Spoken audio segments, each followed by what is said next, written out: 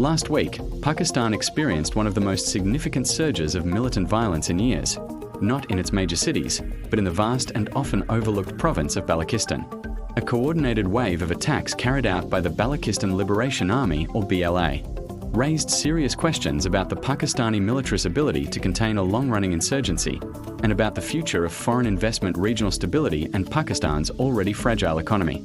Today, we are going to break down what actually happened in Balochistan, what it tells us about Pakistan's internal security, why this insurgency matters far beyond the province itself, and why the conflict is becoming increasingly entangled with the Taliban next door. Importantly, this is not about predicting state collapse. Pakistan is not on the brink of regime change or a breakup of the country, but it is about understanding a security problem that is becoming harder, costlier, and more dangerous to manage. What happened? On January 31st, militants linked to the Balochistan Liberation Army launched the largest coordinated attack scene since the insurgency intensified in 2023. The scale, geographic spread, and timing of the attacks caught Pakistan's military largely by surprise. In response, the military claimed it killed over 200 militants during follow-up operations. However, numbers like these don't tell the full story. Balochistan has a population of roughly 8 million people, and the insurgency draws on deep grievances related to political marginalization, economic exclusion, and long-standing resentment toward Islamabad from where the country is ruled by the ethnic Punjabi-dominated military. Losses on this scale, while significant tactically, are unlikely to weaken the insurgency strategically because recruitment remains deeply embedded within local communities. What these attacks really demonstrated is not militant strength alone, but the limits of the state's intelligence and control in the province. So, is Pakistan losing control? The short answer is, Pakistan is struggling, but not collapsing. There are three structural problems the military faces in Balochistan. First, poor intelligence penetration. The military lacks reliable on-the-ground intelligence within BLA networks and affiliated groups. Second, no credible political strategy. Security operations continue, but there is little effort to address the underlying political and economic alienation of the Baloch population. Third, unusual militant cohesion. Historically, Baloch insurgent groups have been divided along tribal lines. The BLA has been unusually effective at uniting these factions under a common banner. That said, context matters. The insurgency is geographically confined to Balochistan, absent from Punjab, Pakistan's political and economic core, and not threatening regime stability in Islamabad. The Pakistani state remains firmly in control of the country's central institutions. This is a persistent security crisis, not an existential one. But there is an economic impact. Investors are walking away. Where the insurgency becomes far more consequential is foreign investment. Balochistan covers 44% of Pakistan's landmass, yet is sparsely populated.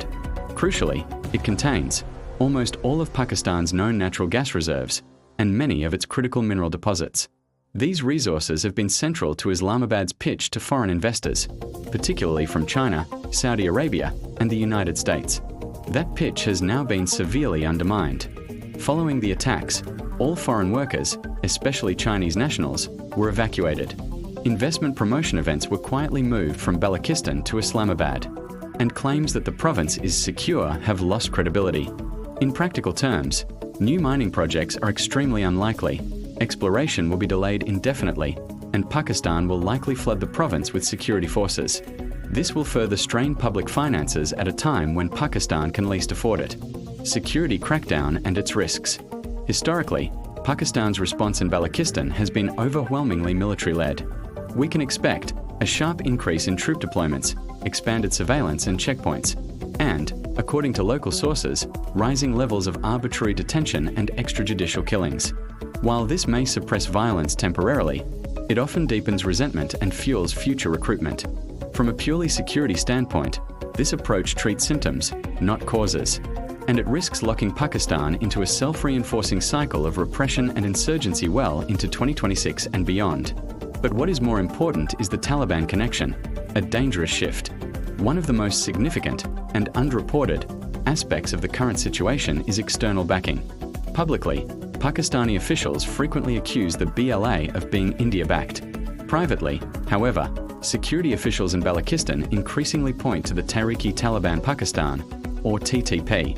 The TTP is loosely affiliated with the Taliban regime in Afghanistan.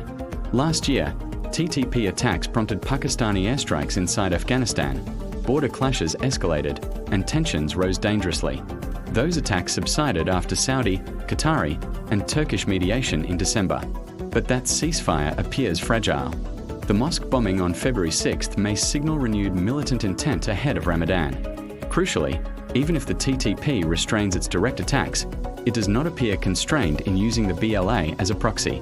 If this relationship deepens, Pakistan will face growing pressure to confront the Taliban diplomatically or militarily, and Islamabad's strategy of avoiding escalation with Kabul may become unsustainable. This is where the insurgency becomes a regional security problem, not just a domestic one. What does this mean going forward? What are the key takeaways? First, Pakistan is not losing control of the state, but it is losing strategic momentum in Balochistan. Second, the insurgency will continue to deter foreign investment, particularly in energy and mining, undermining long-term growth. Third, the increasing Taliban linkage raises the risk of cross-border escalation, even if neither side wants open conflict. And finally, security-only solutions are likely to prolong instability, not resolve it. Without a political framework to address Baloch grievances, the violence is likely to remain a chronic feature of Pakistan's security landscape. Balochistan may be far from Pakistan's power centers, but what happens there increasingly shapes the country's economic and strategic future. The question is no longer whether Pakistan can defeat the insurgency militarily. It's whether it can afford not to rethink how it manages it. Thanks for watching.